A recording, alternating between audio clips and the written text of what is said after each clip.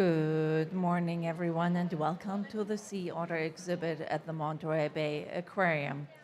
In case you're wondering where the voice is coming from, my name is Kristy, and I'm standing here on the mezzanine with everyone waving at you. Hello. I'm so happy to see a big crowd here for our morning feeding and training session. If you're standing on the first floor, be reassured everyone can follow the feeding, as right above the windows we have 3 monitors that give you a nice insight into the exhibit. Before we can get started, let's take care of each other because it's already pretty packed up here. I want to ask everyone who's close to the window, do me the favor, and everyone move slowly one big step away from the window. Because when we do so, we will see it opens up a little bit more room, gives a little bit more for those who are in the back row, opportunity to observe the feeding. And the feeding will happen where the rockwork meets the water. So the animals are not eating underwater, not diving down this morning. Now everyone can see so much better.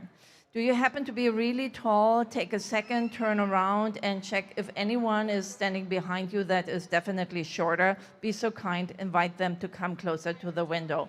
Thank you, everyone, for working together. This morning, we present to you a feeding and training session. We have 3 female sea otters on exhibit.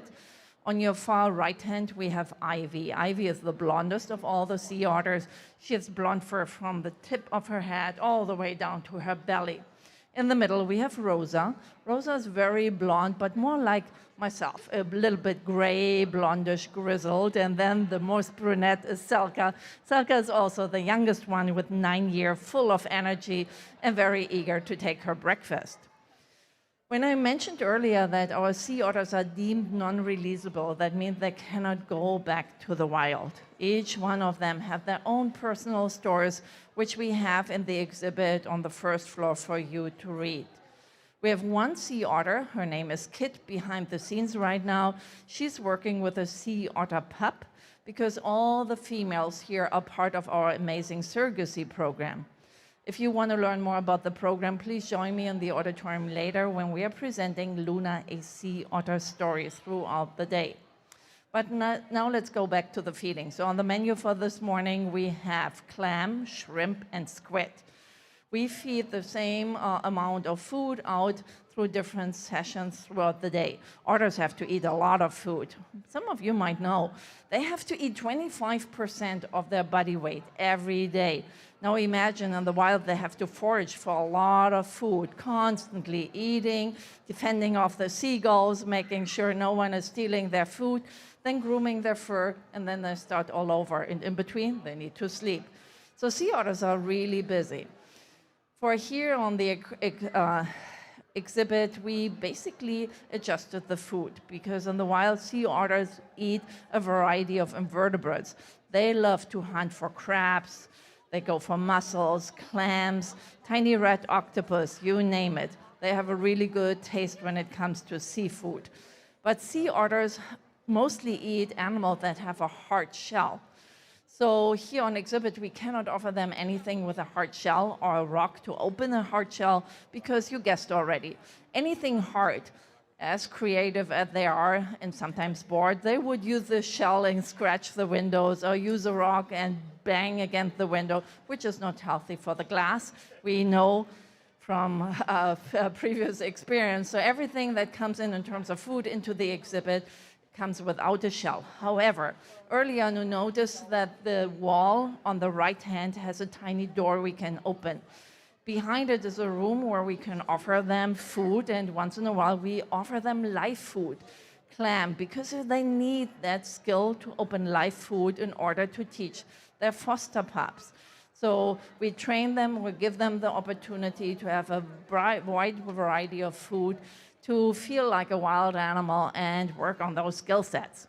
This morning, the team is doing the feeding, but with a purpose. We are looking for 2 different behaviors we need the sea otters to show us. One is a husbandry behavior. You can see we asked the sea otter to come out on the land, like in the middle section, Rosa was just given food, but also in the second attempt then offered eye drops, for example.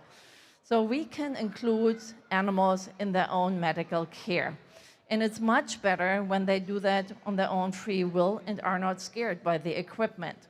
So we can administer eye drops, we can offer them food through a syringe. Sometimes we bring brick crates into the exhibit or even practice with them netting so they are not afraid of the equipment we once in a while have to use on exhibit. Those are husbandry behaviors, but you also can see natural behavior, and that is really cool because it helps you to learn more about spotting wild sea otter population when you later step out on the back deck. Sea otters spend a lot of time just hanging out on their back, which is good for them. They eat on their back. In the wild, they even have in the water their offspring, they sleep. Sometimes you see them wrapping themselves in kelp so they don't drift away with the current.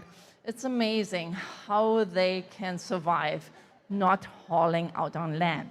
But we earlier saw the otter coming out on land. It looks pretty big. And the question I always get is, how large are they actually? So female sea otters weigh between 40 and 55 pounds. They have 4 feet in length. Now imagine, male otters, which we don't have at the aquarium, are much larger. They can weigh about 70 up to 100 pounds. They're a little bit longer and have a good appetite as well. So remember, 25% of the body weight, that is a lot of food we have to share with them. We actually spent about $20,000 for one animal just in terms of food. So parents, if the kids tell you they want to take a sea otter home, please tell them no, because you will need the money for their college fund, right? Here at the aquarium, those animals are great representatives of their species. Some of you might remember sea otters live in the kelp forest. Sea otters are homebodies. They don't travel. They don't migrate. So 200 years ago, they were a very easy prey, mostly for their fur. And hunters took out so many sea otters that their numbers shrank. We almost thought that sea otters here in California were completely extinct. Fortunately, a small group of about 50 sea otters went into hiding in one of the river outlets down the Big Sur coast. And we think this population is the base of those we have nowadays along the coastline.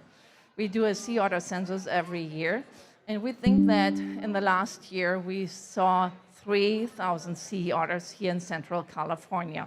It's not a big number. When you look back at the historic numbers, there's estimated there have been 200,000 sea otters all the way between Southern California up to Alaska. So our sea otters here you see in California called southern sea otters. They are a different group than the sea otters you find up in Alaska. Those of you going on a cruise next time, you see plenty of northern sea otters up in Alaska. And they are slightly different, not only in their fur coloration, but also in their preference of food. Our southern sea otters don't eat fish.